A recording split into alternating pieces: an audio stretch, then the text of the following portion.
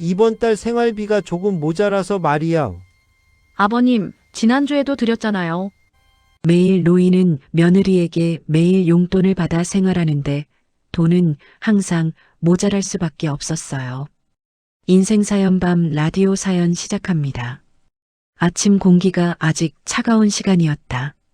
해가 완전히 뜨기 전 집안은 늘 그렇듯 고요했다. 벽에 걸린 시계 소리만이 느리게 그러나 분명하게 시간을 알리고 있었다. 나는 식탁 앞에 앉아 있었다. 빈 찻잔 하나를 앞에 두고 손을 가지런히 모은 채였다. 손등의 주름은 해마다 깊어졌고 혈관은 더 또렷해졌다. 이 손으로 한때는 가족의 삶을 지탱했었다는 사실이 이제는 먼 이야기처럼 느껴졌다. 잠시 뒤 방문이 열리는 소리가 들렸다. 익숙한 발걸음이었다. 나는 고개를 들지 않은 채 숨을 고르며 말을 꺼낼 준비를 했다. 이 말은 매달, 아니 거의 매주 반복되는 말이었다. 남자일. 이번 달 생활비가 조금 모자라서 말이야. 말을 끝내고 나서야 나는 천천히 고개를 들었다. 상대의 얼굴을 보지 않으려 애쓰면서도 시선은 자연스럽게 그쪽으로 향했다. 순간 공기가 아주 잠깐 멈춘 것 같았다. 상대는 아무 말 없이 잠시 서 있었다. 그 짧은 침묵이 나에게는 유난히 길게 느껴졌다. 나는 그 사이에 괜히 잔을 만지작거렸다. 이미 식은 찻잔이었지만 손을 둘 곳이 마땅치 않았다. 여자일. 아버님, 지난주에도 드렸잖아요. 그 말은 차분했다. 날카롭지도 화가 섞인 것도 아니었다. 그래서 더 마음이 내려앉았다. 차분한 말 속에는 계산과 기준이 분명히 들어 있었다. 나는 고개를 끄덕였다. 그렇다고 바로 말을 잇지는 못했다. 내가 왜 매일같이, 아니 자주 이렇게 돈 이야기를 해야 하는지 설명할 수 없다는 걸 알고 있었기 때문이다. 그래, 내가 괜히 말 꺼냈나 보다. 속으로 그렇게 중얼거리며 입술을 다물었다. 말을 꺼냈다는 사실 자체가 이미 부끄러웠다. 나는 더 이상 가장이 아니었고 책임지는 위치도 아니었다.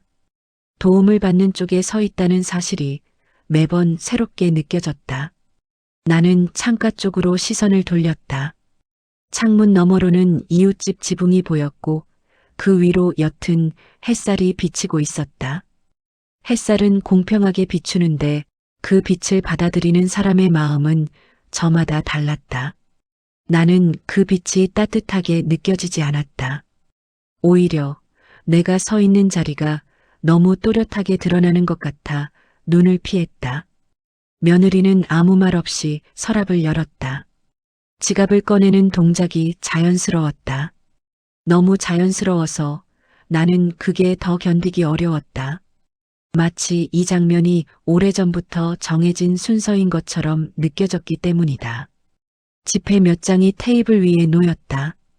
소리는 거의 나지 않았지만 그 순간 내 귀에는 아주 크게 울렸다. 나는 고개를 숙였다.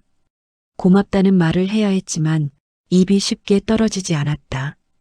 감사는 있었지만 그보다 먼저 밀려오는 감정이 따로 있었다.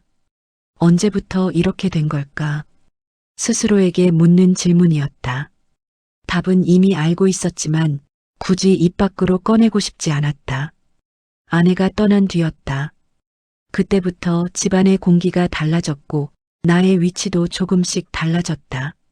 처음에는 잠깐 도움을 받는 것뿐이라고 생각했다. 나이가 들면 그럴 수도 있다고 스스로를 달랬다. 하지만 어느새 나는 매달 용돈을 기다리는 사람이 되어 있었다. 기다린다는 표현도 정확하지 않았다. 기다리기보다는 부탁해야 하는 사람이었다. 며느리는 돈을 건네고는 고개를 살짝 숙였다. 그 행동에는 예의가 담겨 있었고 그래서 나는 더 아무 말도 할 수 없었다. 상대가 예의를 지킬수록 내가 느끼는 감정은 더 깊숙이 숨겨져야 했다. 고맙다. 결국 나는 그렇게 말했다. 짧고 단정한 말이었다. 그 말 뒤에는 아무것도 덧붙이지 않았다. 덧붙일 말이 없어서가 아니라 덧붙일수록 더 초라해질 것 같았기 때문이다. 나는 테이블에 놓인 지폐를 바라보지 않았다. 대신 손등을 가만히 내려다보았다. 세월이 남긴 흔적들이 고스란히 남아 있었다. 이 손으로 아이를 안고 이 손으로 가족의 끼니를 책임졌던 시간이 분명히 있었다. 그 기억이 손바닥 안에서 천천히 식어가는 느낌이 들었다. 그날 아침도 그렇게 흘러갔다. 특별할 것 없는 하루의 시작이었다. 하지만 내 마음속에서는 작은 돌 하나가 떨어진 것처럼 잔잔한 파문이 일고 있었다.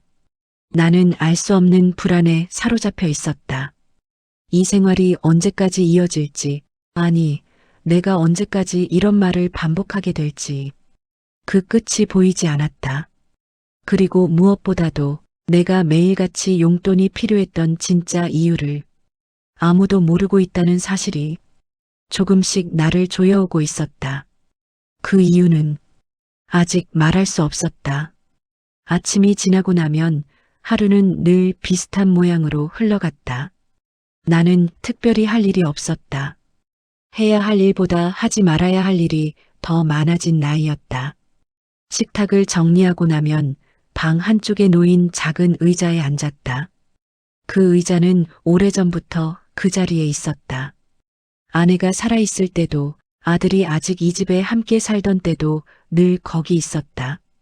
나는 그 의자에 앉아 창밖을 바라보는 시간이 많아졌다. 밖에서는 사람들이 각자의 속도로 움직였다. 누군가는 바쁘게 지나가고 누군가는 멈춰서서 전화를 받았다. 그 모습들을 바라보며 나는 점점 내 삶의 속도가 얼마나 느려졌는지를 실감했다. 처음부터 이렇게 된 것은 아니었다. 아내가 떠난 뒤에도 한동안은 괜찮았다. 아직 몸도 움직일 수 있었고 작은 일 정도는 스스로 해결할 수 있었다. 그때까지만 해도 나는 누군가의 도움을 받는 사람이 아니라 잠시 쉬어가는 사람이라고 생각했다. 아내가 병으로 쓰러졌을 때가 떠올랐다.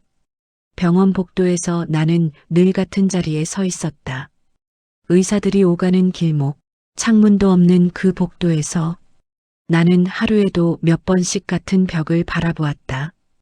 그때 나는 마음속으로 되뇌었다. 조금만 더 버티면 된다. 이 고비만 넘기면 다시 예전처럼 살 수 있다. 하지만 아내는 돌아오지 않았다. 집으로 돌아온 것은 아내의 빈자리와 조용해진 집 안뿐이었다. 그날 이후로 집안의 소리들이 달라졌다. 식기 부딪히는 소리도 문 여닫는 소리도 전보다 더 크게 들렸다. 사람의 말소리는 줄어들었는데 생활의 소음만 더 또렷해진 느낌이었다. 아들은 장례가 끝난 뒤 한동안 이 집에 머물렀다. 말수가 줄어든 아들은 나를 배려하려 애쓰는 것처럼 보였다. 하지만 그 배려 속에는 어쩔 수 없는 거리감이 함께 있었다. 나는 그 거리감을 애써 모른 척했다. 부모는 원래 자식의 변화를 먼저 말하지 않는 법이라고 스스로를 설득했다.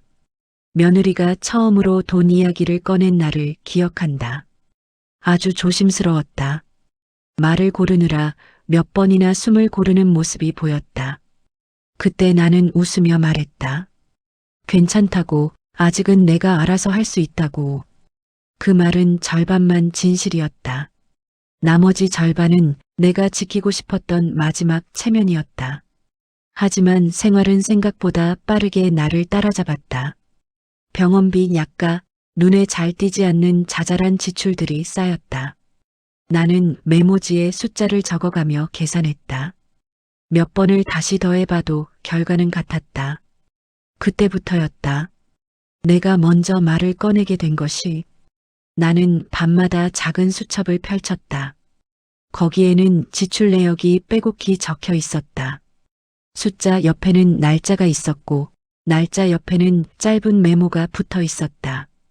그 메모들은 모두 비슷한 내용을 담고 있었다. 병원, 약, 교통. 한 줄 한 줄이 나의 하루를 설명하고 있었다. 처음 용돈을 받았던 날 나는 마음이 복잡했다. 고맙기도 했고 미안하기도 했고 무엇보다도 스스로가 낯설었다. 그날 이후로 용돈을 받는 일은 점점 익숙해졌다. 익숙해진다는 것이 꼭 편안함을 의미하지는 않았다. 오히려 그 반대였다. 익숙해질수록 내가 서 있는 자리가 분명해졌기 때문이다. 나는 점점 말수가 줄어들었다. 괜히 말을 꺼냈다가 돈 이야기로 이어질까봐 조심하게 되었다. 식탁에 함께 앉아 있어도 나는 젓가락을 드는 속도를 맞추지 못했다. 상대의 눈치를 보며 움직이는 습관이 어느새 몸에 배어 있었다. 예전에 나는 달랐다. 집안에서 결정은 늘 내 몫이었다. 아이의 진로도 이사의 시기도 큰 돈이 들어가는 문제도 모두 내가 먼저 판단했다. 그 시절에 나는 가족을 책임진다는 사실에 피로를 느끼면서도 어딘가 든든함을 가지고 있었다. 그 든든함이 나를 하루하루 버티게 해주었다. 하지만 지금의 나는 결정을 내리는 사람이 아니었다. 결정에 따르는 사람이었다. 그 사실을 인정하는 데에는 생각보다 긴 시간이 필요했다. 며느리는 늘 예의를 지켰다. 그래서 나는 더 조심스러워졌다. 함부로 서운해할 수도 없었고 불만을 말할 수도 없었다. 모든 감정은 내 안에서만 맴돌았다. 나는 어느 날 거울 앞에 서서 한참을 나 자신을 바라보았다. 어깨는 예전보다 많이 내려와 있었고 눈빛에는 힘이 빠져 있었다. 그 모습이 낯설어 잠시 시선을 피했다. 하지만 다시 고개를 들었을 때 그 모습은 여전히 거기 서 있었다. 용돈이 필요했던 이유는 단순히 돈 때문만은 아니었다. 그 안에는 내가 잃어버린 자리와 사라진 역할과 말하지 못한 감정들이 함께 들어 있었다. 나는 그 사실을 조금씩 깨닫고 있었다. 하지만 깨닫는다고 해서 당장 달라지는 것은 없었다. 하루는 또 그렇게 지나갔다. 그리고 다음 날도 그 다음 날도 비슷한 모양으로 반복되었다. 내 마음속에서는 말하지 못한 이야기들이 조용히 쌓여가고 있었다. 마치 오래된 먼지가 눈에 띄지 않는 곳에 천천히 쌓이듯이 그 먼지가 언젠가는 내 숨을 막을지도 모른다는 생각을 나는 아직 애써 외면하고 있었다. 몸이 먼저 신호를 보낸 것은 어느 날 아침이었다. 눈을 떴는데 천장이 낯설게 느껴졌다. 어지럼이 한 박자 늦게 따라왔고 숨이 평소보다 짧았다. 나는 한동안 자리에서 일어나지 못했다. 괜히 움직였다가 더 큰일이 날 것 같았다. 이 나이가 되면 몸의 작은 이상도 쉽게 넘길 수 없다는 걸 이미 여러 번 겪어 알고 있었다. 그날 병원에 가자는 말은 내가 먼저 꺼냈다. 이상하게도 그 말은 용돈 이야기를 꺼낼 때보다 훨씬 수월했다. 검사실의 냄새는 늘 비슷했다. 소독약과 차가운 공기, 그리고 사람들의 조용한 숨소리가 섞여 있었다. 나는 침대에 누워 천장을 바라보며 눈을 몇 번이나 깜빡였다. 의사의 말은 길지 않았다. 큰 수술은 아니지만 그렇다고 가볍게 넘길 일도 아니라고 했다. 며칠 정도 입원이 필요하다는 말이 차분하게 이어졌다. 나는 고개를 끄덕였다. 그 순간 몸보다 마음이 먼저 무거워졌다. 입원이라는 말은 누군가의 손이 더 필요해진다는 뜻이었기 때문이다. 병실은 생각보다 조용했다. 낮에는 사람들이 오갔지만 해가 지고 나면 모든 소리가 낮아졌다. 커튼 너머로 들려오는 다른 환자의 숨소리만이 공간을 채우고 있었다. 나는 침대에 누운 채 손을 배 위에 올려두었다. 손바닥의 온기가 유난히 또렷하게 느껴졌다. 이 손으로 이제 무엇을 할 수 있을지 생각하게 되었다. 밤이 깊어지면 생각은 더 선명해졌다. 아내와 함께 보냈던 병실의 밤, 그때의 공기와 지금의 공기가 겹쳐지는 순간도 있었다. 그때는 내가 곁에 서 있었고 지금은 내가 누워 있었다. 역할이 바뀌었다는 사실이 가만히 마음을 건드렸다. 병실 창가에는 작은 불빛이 비치고 있었다. 밖에서는 자동차 불빛이 천천히 지나갔다. 나는 그 불빛이 사라질 때까지 눈을 떼지 않았다. 불빛이 멀어질수록 내 마음도 함께 멀어지는 느낌이 들었다. 다음 날 오후였다. 나는 얕은 잠에서 깨어나 눈을 뜬 채로 누워 있었다. 몸은 움직이지 않았지만 귀는 깨어 있었다. 병실 문 쪽에서 작은 소리가 들렸다. 익숙한 목소리였다. 아들과 며느리의 목소리였다. 그들은 내가 잠들어 있다고 생각한 것 같았다. 말소리는 낮았고 조심스러웠다. 그래서 더 또렷하게 들렸다. 여자일. 이번 달은 병원비도 있고 계속 이렇게는 좀 부담돼요. 남자일. 알아. 나도 그게 마음에 걸려. 그 말은 길지 않았다. 하지만 충분했다. 그 안에는 계산과 걱정, 그리고 피로가 섞여 있었다. 나는 눈을 감은 채 그 말을 그대로 받아들였다. 서운함보다는 차분한 이해가 먼저 떠올랐다. 그들도 각자의 삶을 살고 있다는 사실을 나는 알고 있었다. 하지만 그 다음에 밀려온 감정은 전혀 다른 것이었다. 내가 짐이 되었구나. 그 생각이 아주 또렷하게 자리 잡았다. 그 순간 이상하게도 마음이 조용해졌다.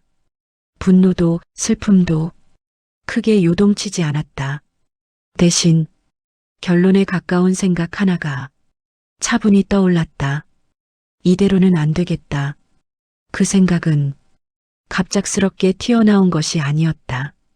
오랫동안 쌓여있던 감정들이 이 한순간에 정리된 것에 가까웠다. 나는 내가 무엇을 잃었는지 이제 분명히 알고 있었다. 돈이 아니었다. 집도 아니었다. 내가 잃어버린 것은 내가 설 수 있는 자리였다. 나는 천천히 손을 쥐었다가 풀었다. 아무도 보지 않는 병실에서 그 동작을 몇 번이나 반복했다. 손은 아직 움직이고 있었다. 그 사실이 이상하게도 나를 안심시켰다. 그날 밤 나는 거의 잠을 자지 않았다. 눈을 감고 있어도 생각은 멈추지 않았다. 앞으로 무엇을 해야 할지, 어디까지 할 수 있을지 하나하나 떠올려 보았다. 결심은 조용히 굳어졌다. 누군가에게 보여주기 위한 결심이 아니라 내 스스로에게 지켜야 할 약속처럼 느껴졌다. 나는 더 이상 매번 용돈을 받아야 하는 이유를 속으로만 삼키지 않기로 했다. 말하지 않으면 아무것도 달라지지 않는다는 사실을 이제는 분명히 알았다. 병실의 불이 하나둘 꺼졌다. 어둠 속에서 나는 천천히 숨을 고르며 마음을 정리했다.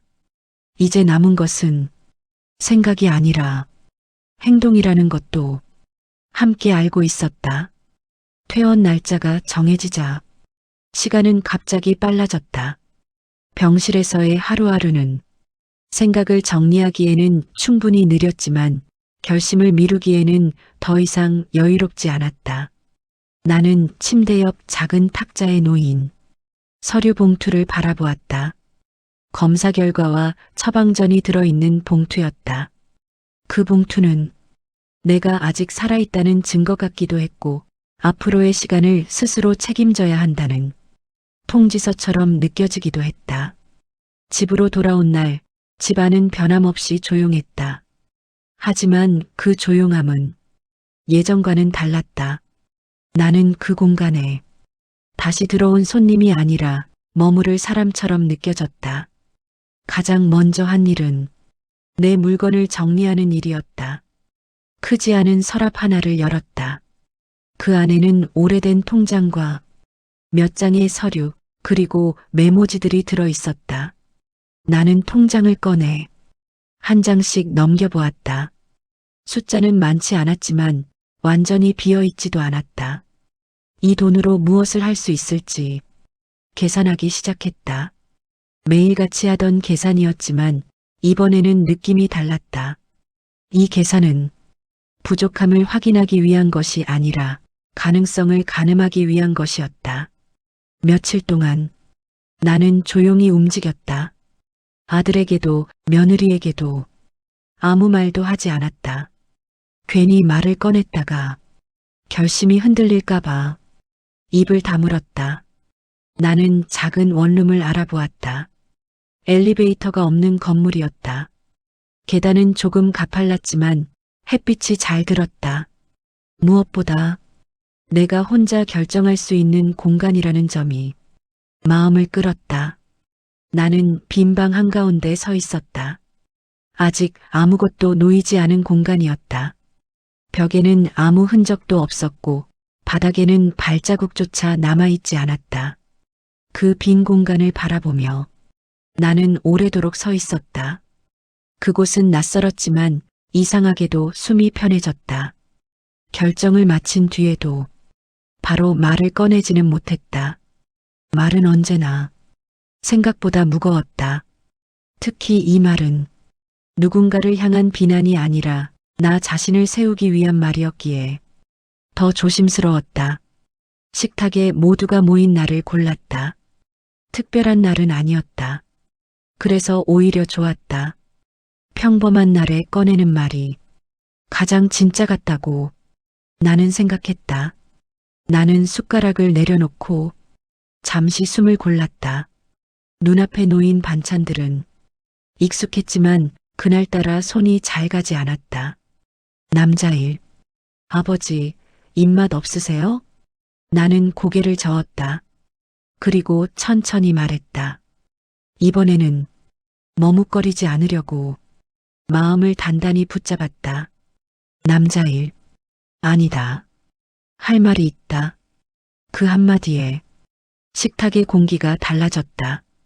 아들과 며느리는 말없이 나를 바라보았다. 나는 그 시선을 피하지 않았다. 나는 그동안의 생활을 차분히 이야기했다. 매번 용돈을 받을 때마다 느꼈던 마음, 말하지 못하고 삼켰던 감정들, 그리고 병실에서 정리된 생각까지. 대단한 표현은 쓰지 않았다. 울먹이지도 않았다.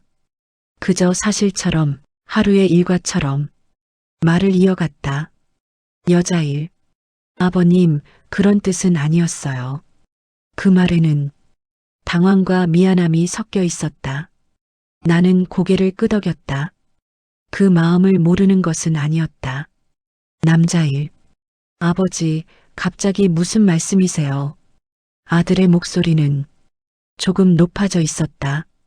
나는 그 변화까지도 차분히 받아들였다. 나도 안다. 너희가 나를 밀어내려는 게 아니라는 거. 나는 잠시 말을 멈췄다. 그리고 이어서 말했다. 하지만 이제는 내가 나 스스로를 밀어세우고 싶다. 그 말은 식탁 위에 조용히 내려앉았다. 누군가 바로 대답하지 않았다. 나는 테이블 위에 놓인 내 손을 바라보았다. 그 손은 조금 떨리고 있었지만 도망치지 않았다. 그 사실만으로도 나는 충분하다고 느꼈다. 나는 이미 결정을 내렸다고 말했다. 작은 방을 구했고 혼자 지낼 준비를 하고 있다고 담담하게 전했다. 아들은 한동안 말이 없었다. 며느리는 입술을 다문 채 고개를 숙였다. 그 침묵 속에서 나는 이상하게도 외롭지 않았다. 오히려 오랜만에 내 자리에 서 있는 느낌이 들었다. 너희를 원망하려는 건 아니다. 나는 마지막으로 그렇게 덧붙였다.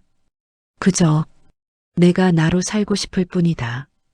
그날의 대화는 크게 흔들리지 않았다. 누군가 소리를 높이지도 않았고 문을 세게 닫지도 않았다. 하지만 분명히 무언가가 바뀌었다. 그 변화는 눈에 띄지 않았지만 되돌릴 수 없다는 느낌을 남겼다. 나는 방으로 돌아와 조용히 문을 닫았다. 그 문 뒤에서 나는 오래도록 서 있었다. 이제 남은 것은 새로운 생활이었다. 말로 한 결심을 몸으로 살아내야 할 시간이 다가오고 있었다. 이사하는 날은 생각보다 조용했다. 짐이라고 해봐야 작은 가방 2개와 박스 몇 개가 전부였다. 그 안에는 옷과 서류 그리고 오래된 사진 몇 장이 들어 있었다. 나는 마지막으로 문 앞에 서서 잠시 집안을 바라보았다. 이 집에서 보낸 시간은 길었지만 이제는 내 시간이 아니었다. 문을 닫는 손에 망설임은 없었다. 문이 닫히는 소리는 크지 않았지만 그 소리는 내 안에서 분명하게 울렸다. 새로 옮긴 방은 작았다. 부엌과 방의 경계가 분명하지 않았고 창문도 하나뿐이었다. 하지만 그 창문으로 들어오는 빛은 아침마다 일정하게 바닥을 비쳤다. 나는 그 빛이 마음에 들었다. 누구의 눈치를 보지 않고 맞이하는 아침이 오랜만이었다. 나는 창가에 서서 천천히 커튼을 열었다. 햇빛이 방 안으로 스며들었다. 그 빛을 등지고 나는 한동안 움직이지 않았다. 아무 말도 하지 않아도 되는 시간이 거기 있었다. 생활은 단순해졌다. 정해진 시간에 일어나고 천천히 밥을 먹고 몸이 허락하는 만큼만 움직였다.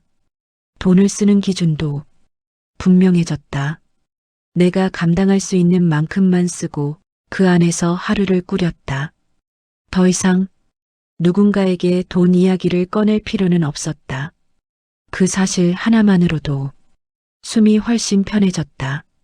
며칠 뒤 아들이 찾아왔다. 미리 연락을 한 것도 아니었고 갑작스러운 방문도 아니었다.